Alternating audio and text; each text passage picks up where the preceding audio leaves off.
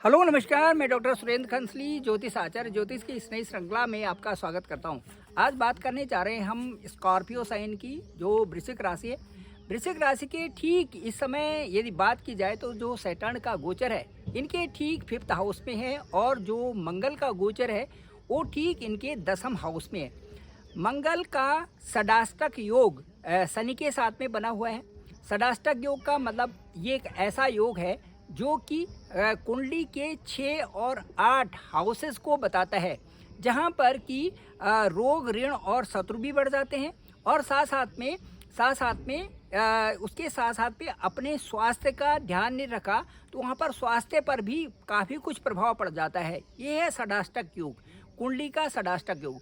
यदि ये जिन हाउसेस में पड़ता है उन हाउसेस से संबंधित और उन हाउस के जो लॉर्ड हैं उनका भी प्रभाव कुंडली के साथ साथ में देखा जाता है।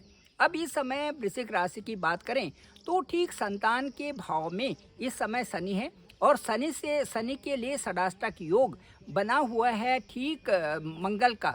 मंगल 10th हाउस से षडाष्टक योग बना रहे हैं संतान भाव में।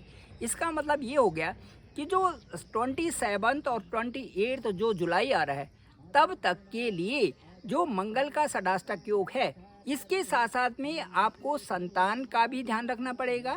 साथ साथ में जिनकी मैरिजेस नहीं हुई हैं उनको भी इसमें विलंब हो सकता है या कई परेशानियां आ सकती हैं, और साथ साथ में जो आपका लगाव जो अपनी फैमिली के प्रति है वहाँ पर भी कहीं ना कहीं कटुता आ सकती है। क्योंकि जब भी मंगल केतु के साथ में होते हैं तो एक प्रकार से द्वंद्वात्मक जो एक उस समय व्यवहार पैदा कर देते हैं, और द्वंद्वात्मक व्यवहार का मतलब ये है कि अनावश्यक तौर से कई प्रकार से वहाँ पर परेशानियाँ भी बन जाती हैं।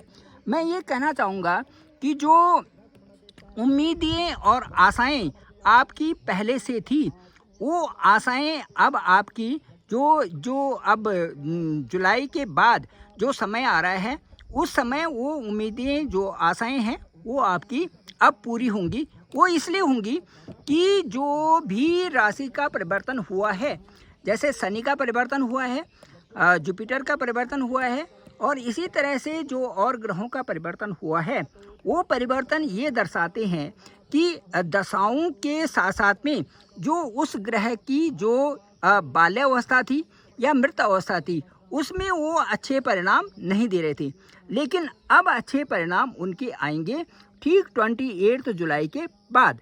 इसके साथ साथ में मैं बताऊंगा कि ग्रहों का अच्छा फल और ग्रहों का जो बुरा फल, या कह सकते हैं कि जो ग्रहों का जो अशुभ फल है वो इस पर भी डिपेंड करता है कि जो शनि है वो आपके ठीक 5th हाउस में अभी रेट्रोगेट अवस्था में है, और जो बकरी शनि है ये 13 जुलाई से और 28 नवंबर तक बकरी वहाँ पर रहेंगी। बकरी ग्रह का जो प्रभाव होता है वो यदि आपकी कुंडली में भी ग्रह बकरी है तो आपको दुगने प्रकार का वहाँ से लाभ होगा, और उस स्थान से संबंधित चाहे आपके जो कार्य हैं उनमें आपको एक अच्छी प्रेरणा से सक्सेस मिलेगी, और साथ साथ में जो आपकी हायर एजुकेशन है उसमें भी आप बहुत अच्छा मेंटेन कर जाएंगी। यदि आपका जो शनि है वो रेट्रोगेट अवस्था में नहीं है आपकी नेटाल होरोस्कोप में, और वहाँ पर यदि वो एक मार्गी अवस्था में है तो इस दिशा में आपको ठीक 28 नवंबर तक ये जो प्रोग्रेस है इस पे ध्यान रखना पड़ेगा।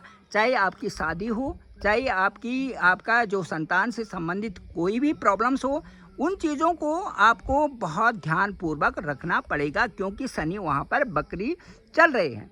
इसके साथ साथ में मैं बताऊंगा कि जो भी मंगल और केतु जब भी एक साथ में होते हैं तो उस हाउस को देखें तो आपका ये हाउस पड़ रहा है ठीक 10th स्थान।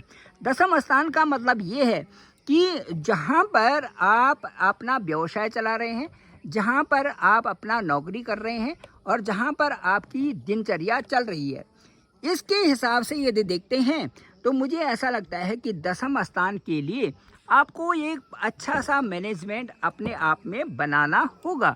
यदि आप वहाँ पर छोटी छोटी बातों में अपने बॉस के साथ में नहीं उलझते।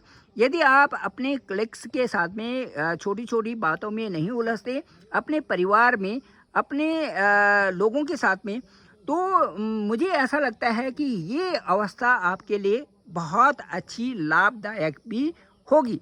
इसके साथ साथ में जो ये मंगल और केतु द्वंद्वात्मक जो एक व्यवहार वहाँ पर बना देते हैं, इसलिए आपको अपने घर में और अपने जो बाहर जो ऑफिस जहाँ पर काम करते हैं वहाँ पर एक अच्छा सा वातावरण बना के ही रखना पड़ेगा।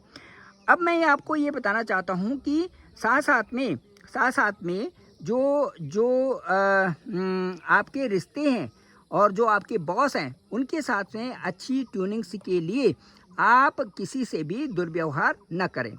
गुरु अभी पुनर्वसु नक्षत्र में जाएंगे और पुनर्वसु नक्षत्र में जाते ही जैसे ही वो 13 अगस्त को पुनर्वसु नक्षत्र में जाएंगे, वहाँ से आपके लिए बिजनेस क्षेत्र में या नौकरी के क्षेत्र में बहुत अच्छा लाभ की स्थिति वहाँ पर बनाएंगे।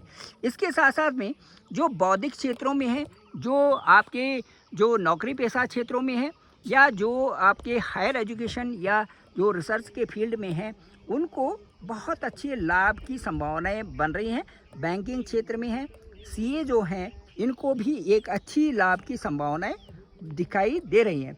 इसके साथ साथ में मैं ये कहूँगा कि जो आपकी पर्सनालिटी है उसमें भी एक अच्छा डेवलपमेंट आ रहा है, आपकी वेल्थ में भी अच्छा डेवलपमेंट आ रहा है।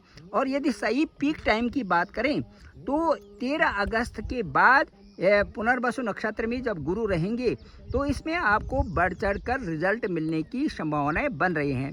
इससे भी जो बेहतर समय होगा वो आपके लिए होगा कि भाग्य स्थान में गुरु का उच्च का होना, और भाग्य स्थान में गुरु उच्च के होंगे ठीक जो है 18 अक्टूबर से और 5 दिसंबर तक।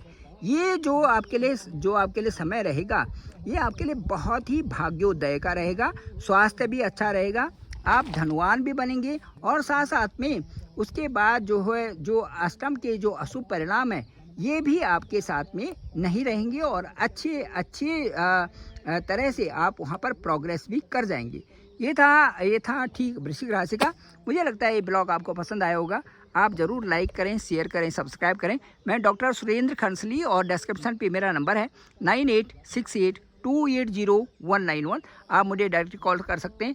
आपका लग्नेश क्या है और आपकी दशा क्या चल रही है, इस पर आपकी कुंडली का विश्लेषण निर्भर करता है। मुझे लगता है कि जो कुंडली का विश्लेषण है वो आपके होरोस्कोप के अनुसार और आपकी दशाओं अंतर्दशाओं पर बेहद निर्भर करता है। आप मुझे इसी नंबर पर डायरेक्ट कॉल कर सकते हैं, मैं आपका कॉल पिक करूंगा और साथ में बताएंगे कि आपकी नवांश कुंडली, आपकी गोचर कुंडली, आपकी जन्म कुंडली क्या कहती है और आपकी दशाएं और अंतर्दशाएं आपके बारे में क्या कह रहे हैं, कब योग बना रहे हैं, इन सब पर चर्चा हो सकती है। Thank you very much. मैं डॉक्टर सुरेंद्र खंसली। आप ज़रूर चैनल को लाइक, शेयर और सब्सक्राइब करें। आप सभी लोगों का धन्यवाद। आप सभी लोगों का बहुत बहुत आभार।